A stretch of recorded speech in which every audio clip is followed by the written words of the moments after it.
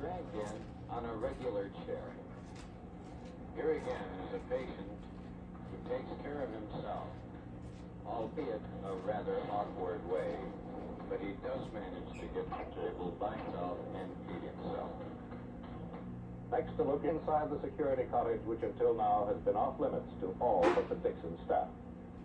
Oh, this particular ward we're entering now. Well, this is known as the hot side, B14. Do they have a designation for it? Well, these girls are here because they've come to serve and it's known as extensive therapy. And they will probably do harm to themselves and maybe somebody else. In other words, they're not here for punishment. They're not here for punishment. They're here to protect themselves, against themselves. And how many girls do you have on this side now? We have 8 girls on this side at this time. Mm-hmm. Hi. Oh, just came to visit you. What are you doing in here? I can't hear you. You ran away? Yeah. Huh? What can you do that I would like? Be good? Can you sing for me? Would you like to do that? Go ahead, I'd like to hear you sing. Beautiful, beautiful brown eyes. Beautiful, beautiful brown eyes. Beautiful, beautiful brown eyes. Oh, there, the blue eyes again. Willie, I love you, my darling. I love you with all my heart. Tomorrow we might have been married, but cancel my love from you. Very good, very good. Are you going to be a good girl? Yeah. Don't you like it here? Mm-mm. Why not? This is crazy, huh? Bye. Well, here comes Mr. Edelson now. Mr. Edelson, what is your feelings on this particular cottage? Well, this is the one aspect of our institutional program that concerns and distresses us most, that worries us most. Communities of 5,000 do at times need a jail, and this is what this is. We do have to protect patients from their own impulses. We have to protect other patients. We may even, in certain cases, have to protect the community. But this type of facility in this institution is an act of desperation. It comes about because of a lack of staff, professional and non-professional. We do not need jail homes. What we do need is psychiatric help, psychiatric leadership, so that we can analyze the needs of each and every one of our patients and develop such programs as are necessary to meet those needs. But without funds, without personnel, this continues, and this to our everlasting shame. You know, within this very cottage, we have an interesting phenomenon. The institution is almost schizophrenic, or demonstrates its split personality right here. Because you've seen the closed side of our institution, the security or the intensive therapy unit. On the opposite side is what we call our resident self-government unit. In other words, we've taken the cell doors off. Patients are admitted into this unit when they're ready to assume self-sufficiency. They are trained in developing this self-sufficiency, self-confidence, so that eventually they can leave the institution. But in this resident self-government unit, this is the first step of our discharge process or our final end and termination of the rehabilitation process. Well, thank you very much, Mr. Edelson. I know you're busy and you're going to have to keep going, but we're going to continue. Institution is open to you. Thank you. We are now headed for one of the children's village cottages. These cottages are ideal. There's only one problem. There aren't enough of them. Here goes a friend of mine. What are you going to do for me? What are you going to do for me? You going to, huh? You want to show me where you live? Huh? Well, Yeah. You going to show me the cottage? there's a cat. All right, we'll go in and see it. There's a kid, sir. This is our kitchen. What is in these cans here, Dixie? That's the milk Milk and food. and food. And food. Now, can you show me the room where you eat? This is the dining room. Is this where you eat? You and all the other kids? That's your table. Okay, now, can you show me the other room? This is the day room? What do you do in the day room, Dixie? You play with the toys. You watch TV.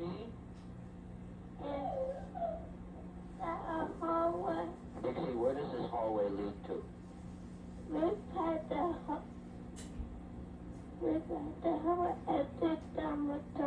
This is the dormitory. What do you do in the dormitory? You sleep in here. Dixie, can you tell me, how old are you, Dixie? 14 years old. You're a real nice girl. Obviously, you can see that this cottage is ideal. You know what is there? Who? Nothing like that. Well, you know everything. Home.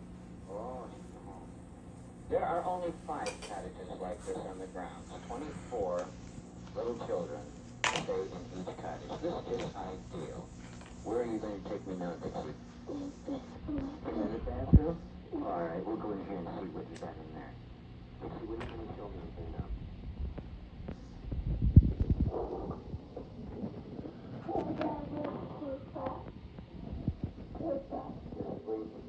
Can you show me which one is yours? This has got your name on it. Oh, that's nice. Dixie, I want to thank you very much for showing me where you live. You want to know something? You're a very good actress. You know that? Well, we want to thank you again, and when we leave, you say goodbye to all your little friends for us, will you?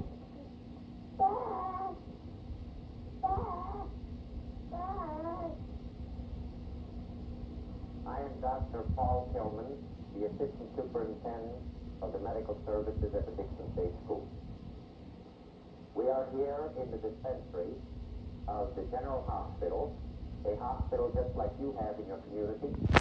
Now I would like to take you on a round of the hospital itself, which we feel, in medical standards, is way below par, understaffed, but we try to do the best that we can with what we have.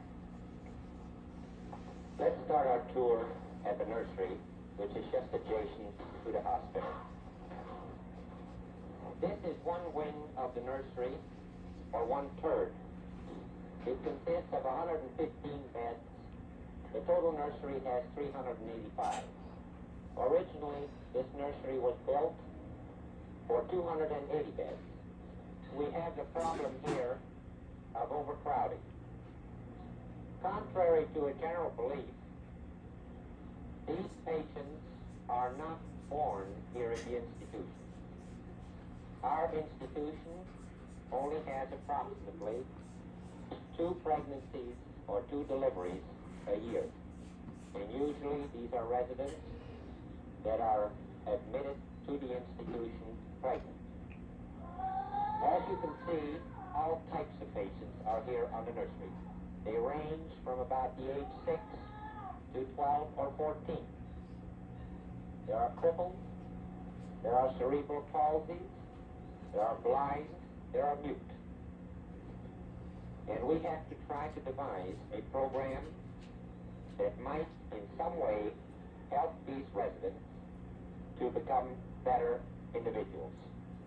This is a typical day room here in the nursery. Now you notice with the amount of children that we only have one working resident taking care of them. The employees are busy now trying to get the food ready so that these residents can be fed. It is practically impossible trying to have a program established because many of these residents would benefit from some occupational or recreational therapy. This resident apparently is dead to the world. The reason why she assumes this position is that she is a very hyperactive child that will break windows, be aggressive towards other residents, and is being treated at the present time with tranquilizers. This is the dining room under one of the nurseries, and as you can see that 32 residents are being fed. Most of these residents belong in the trainable group. Now the word trainable means to train. They are capable of being trained. Now how can you expect two employees assisted by two mentally retarded working residents to teach 32 children table habits, how to eat with a spoon, how to eat with a fork?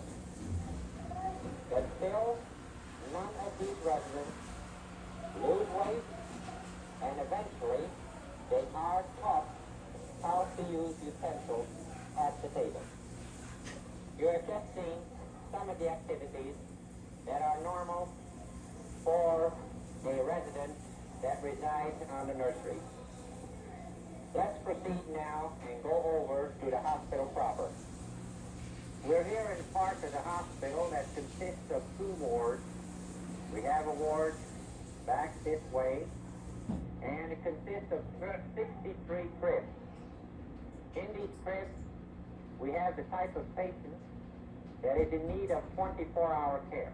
Here, we have a patient that we have diagnosed as a gastrostomy. This is a patient that was born without an esophagus, and due to the fact that he doesn't have an esophagus, we have to feed him with a tube directly into the stomach. Now I would like to introduce to you little Mark. Little Mark is what we call a hydrocephalic, in lay language, a waterhead. Hi, Mark. I'm going to bite you. I'm going to bite you. Yeah? No? On down? You want to bite? Huh? As you can see, there's a lot of affection, even though we have here a severely retarded child. And this is what they need. Is to be loved, be taken care of, and played with. To give you an idea of how many tests we do here, in urinalysis, we perform 22,000 tests per year. Now, this is not the only test we perform. If we add all the tests done in 1 year together, then we would have a grand total of approximately 80,000 tests. These 80,000 tests are performed by only 4 people.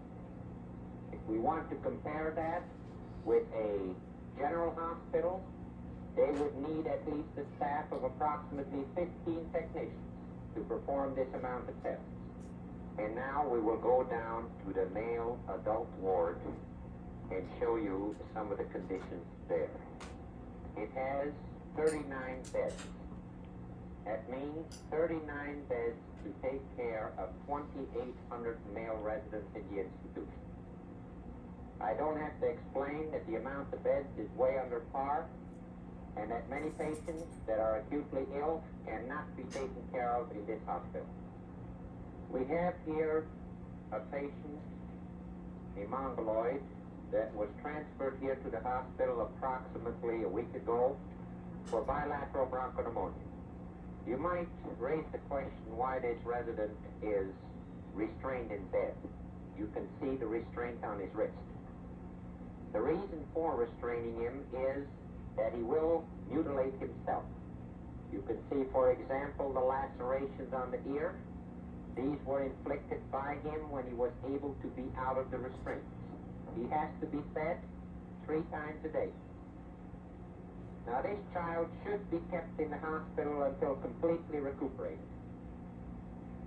But we have so many other acutely ill patients on the cottages that this patient will have to be sent back to his cottage before he is completely cured.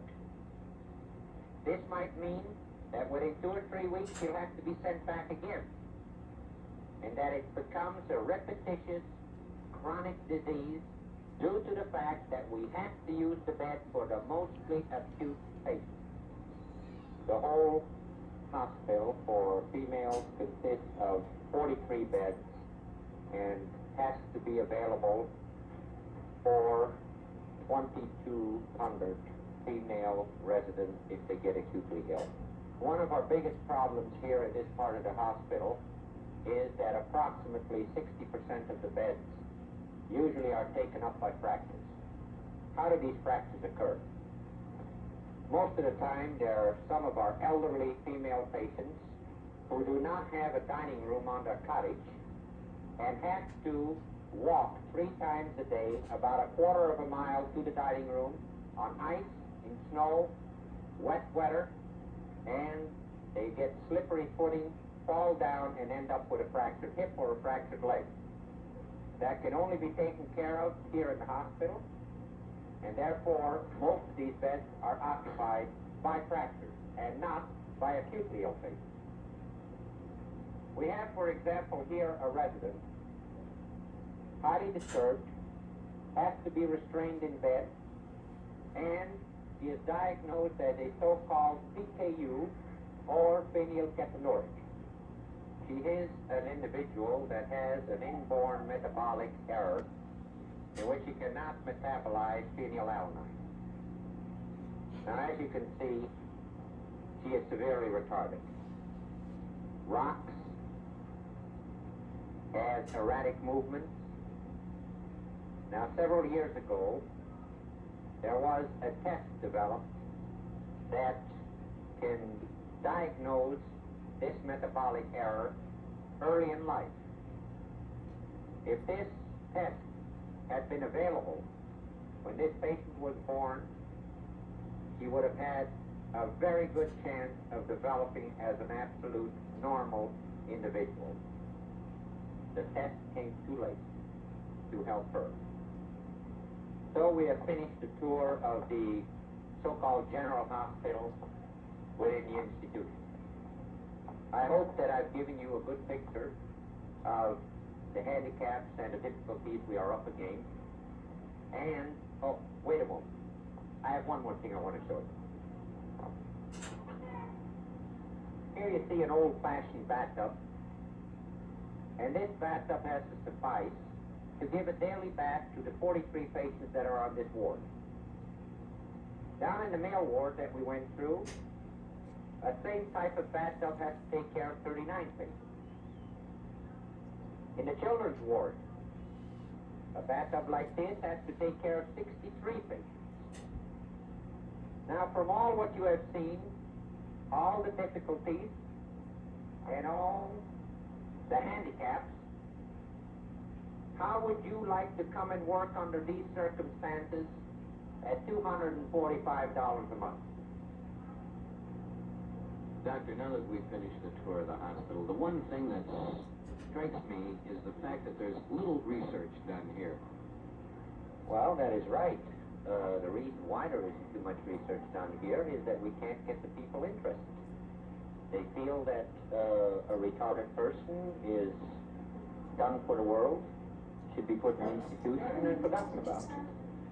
They don't realize, what a tremendous amount of research could be done here in this institution if we could get the right people interested. You seem to have about 5,000 different cases of everything around here to be worked on. Well, that is right. There are so many reasons, and we are convinced and we can prove it. You saw one of the cases today, where a tremendous amount of prevention of mental retardation could take place if more research was being done. And I gather then that you would like to see more research done. Oh, that is right. We would like to get the universities involved here. We would like to get American graduates involved here.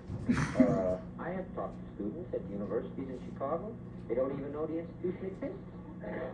Once we get them out here, they're astounded of the amount of cases that they find here that research could be done on.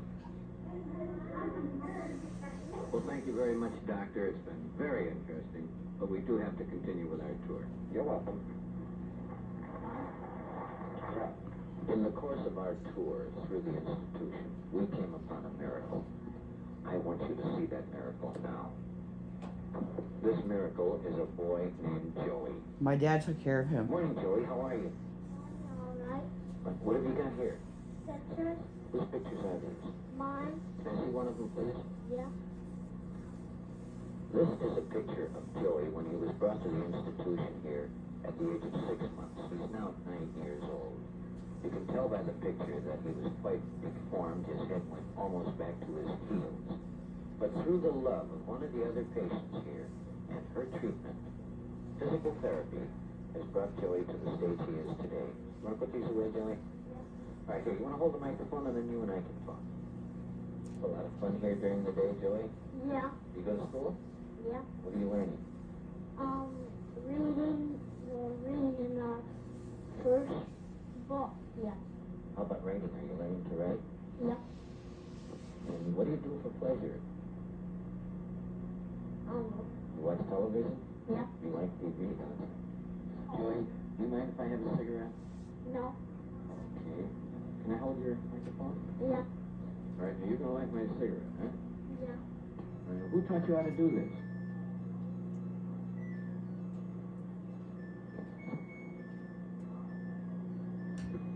Who taught you how to light a cigarette lighter like that? I see these boys have lighters. They do it. They do it. I'd like to show you some of the dexterity that Joey has in his feet. Joey, here's my key case. Yeah. Want to point out the keys for me? Yeah. There you go. Now, what are they? Master key. That's the master key. That's the house House key. key.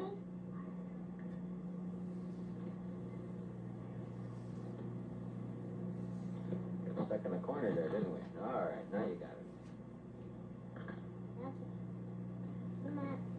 The house key. Right. The garage key. That's right. And what key is this one here? Car key. All right, you want to close it up and give it back to me? Huh? Want to close the case up and give it back to me? Yeah. Oh. Thank you. And I want you to realize that many times I have trouble with these keys myself. Thank you very much, Joey. Yeah. Hope is a relatively new word for the mentally retarded patients at Dixon State School, but it's a word that is being heard more and more frequently these days. Joy and children like Joy are a symbol of that hope. Joy advanced to his present state of development with the loving and patient help of another resident of Dixon. And at the same time, the regular staff of nursing and psychiatric aides has been expanded by 140 new employees. Now, this increase will mean that each patient will now receive more individual attention. But the new hope doesn't end there. Experts in the fields of psychiatric, psychology, and medicine from outside the school are now being recruited to serve on clinical teams. Now, these teams visit the cottages at Dixon to share their knowledge about mental retardation with the psychiatric aides who work with the patients. Better, more intelligent care for the individual means a better chance that he or she can eventually go to school.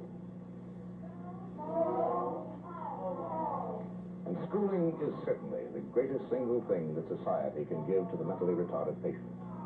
Classrooms like these are part of a new hope that a mentally deficient person has a better chance for life.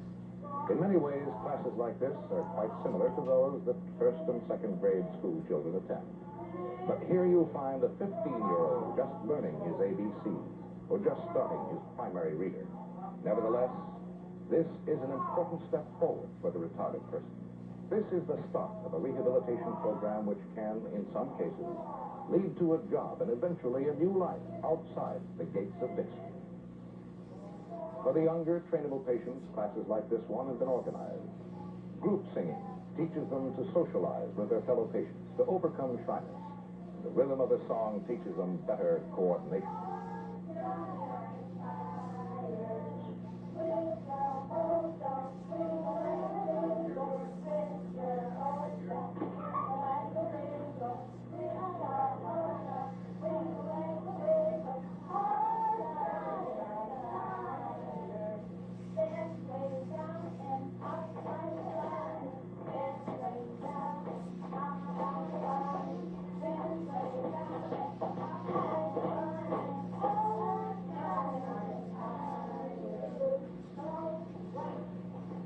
gym class, the emphasis again is on teaching coordination.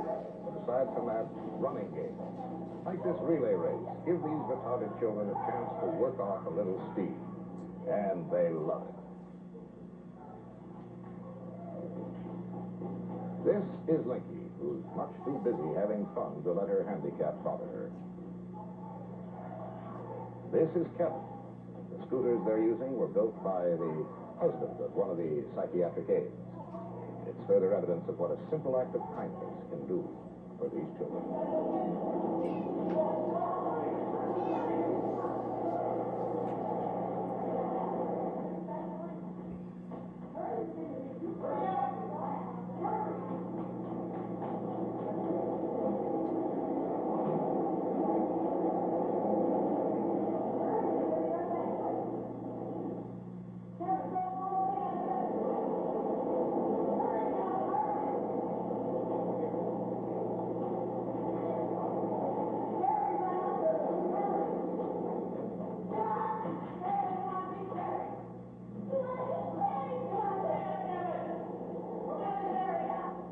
Teaching staff at Dixon includes a musical therapist, a music teacher, and a musician.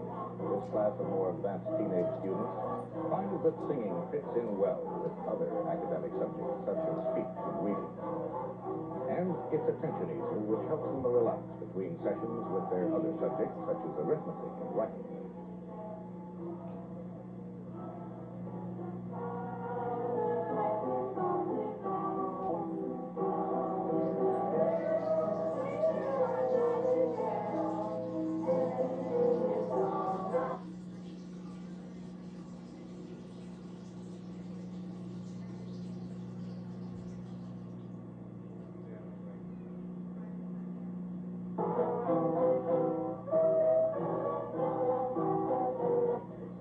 For the students who are not too handicapped physically, the arts and crafts class provides both recreation and training. The students are encouraged in manual skills, in some cases with an eye toward developing as craftsmen. The boys in this class range in age from 10 to 16 years. A word of advice or a compliment from the teacher helps them develop confidence as well as skill and coordination. Such things are important to any child, but especially to the mentally retarded. In too many cases, this is the first time that anyone has shown an active interest in them. And like any group of teenagers, these young patients like to let their hair down just once in a while, and recreation is important. And it helps.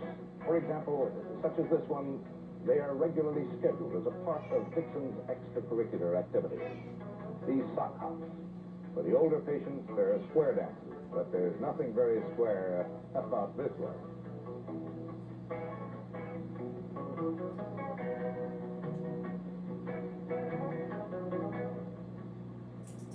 A totally new idea in the rehabilitation of the mentally retarded was begun here at Dixon just a few months ago.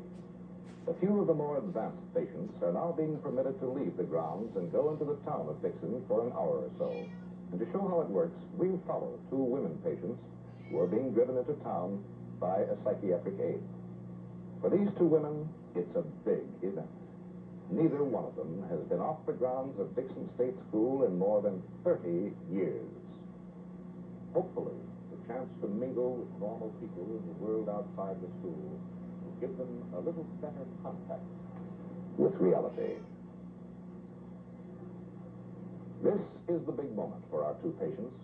Their first glimpse of the outside world in more than 3 decades. The parking meter presents a puzzle for this one. She's never seen it. The aides give them a brief orientation in the parking lot. Each woman has $1 to spend as she sees fit. And from here, they're on their own. What they do and where they go for the next hour is up to them. Like many another window shopper, they decide to head for a hamburger shop. And there Steve talked with Bob Nutt, the city editor of the Dixon Evening Telegraph. The school is starting now. What has been the reaction to the townspeople? Well, there's been none so far, as I doubt that the townspeople have really noticed it. Other than the publicity that the newspaper and the radio stations have given it, otherwise there's been so little riffle that they wouldn't have known it had even in practice. Now, in general, the school has been here for some 40-odd years. What relationship has the school with the town? Most of this 40 years, Steve, they have been quite a distance apart. 1957, the school was taken into the corporate city limits of the town.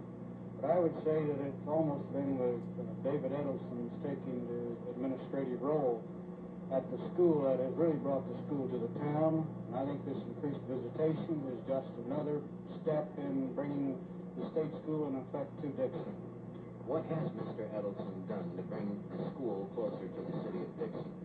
Edelson, since assuming the superintendent's role about a year ago, has moved out from the school himself to the city, conversing with city officials, representatives of virtually every group in town, relating the school and its role to the community in an articulate way, and then I'm sure beyond what Mr. Edison has done was the adverse economic impact in the community that was caused in '61 by the withdrawal of the largest industry in town. What are some of the economic advantages of having the school located here at Dixon? Well, in the first place, the school has 1,100 employees, and at least 3/4 of them live in Dixon. Beyond that, there's payroll for these people. Run $4.5 million plus annually. The school's outside purchases to meet its requirements will be another $2.25 million, and I would say that at least $500,000 of that is spent with Dixon businesses. This sort of impact is something that Dixon has had, but realizes more today than it did before, I'm sure.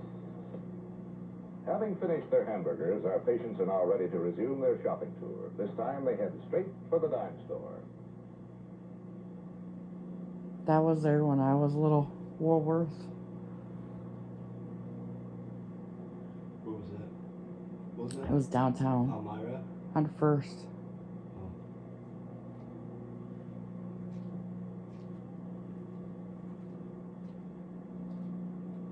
At first, the excitement of it all is nearly too much. There's so much to see, they scarcely know where to begin. Let's watch.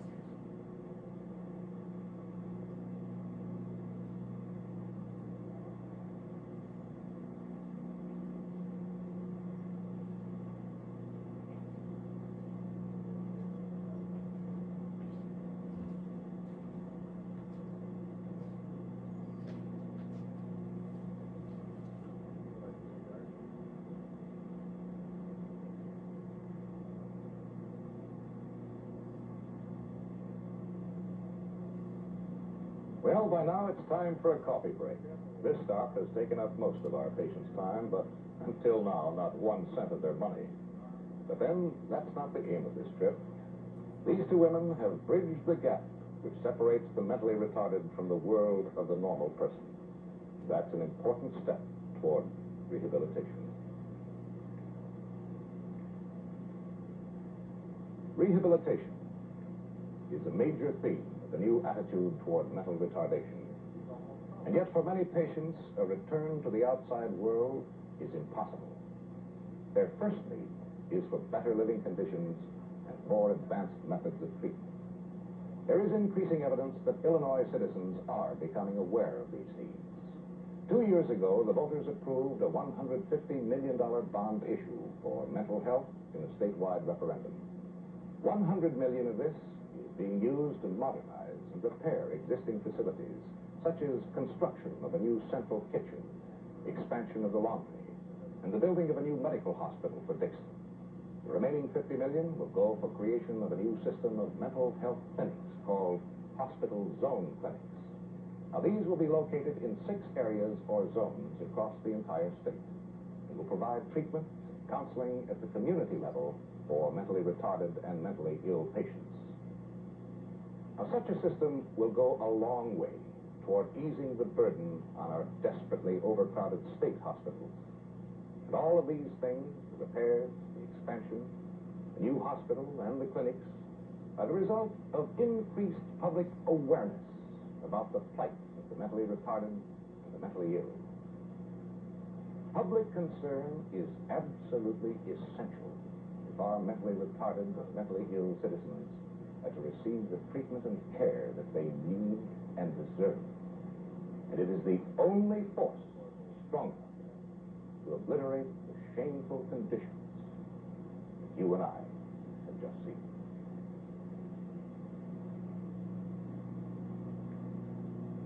The condition of Illinois mental institutions is quite naturally a matter of great concern to the governor's office.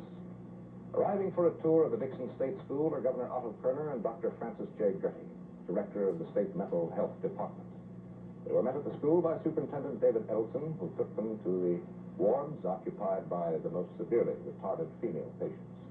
There the governor and his aides got a first-hand look at the conditions which have led to the new concern over mental retardation. The lack of sufficient help, the woefully inadequate facilities. Dr. Gertie, who was the governor's first appointee, is the first psychiatrist ever to head the Illinois Department of Mental Health. Let's listen now as he talks with Governor Kerner.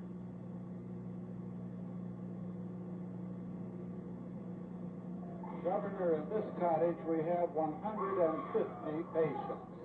It is intended only to take care of 100.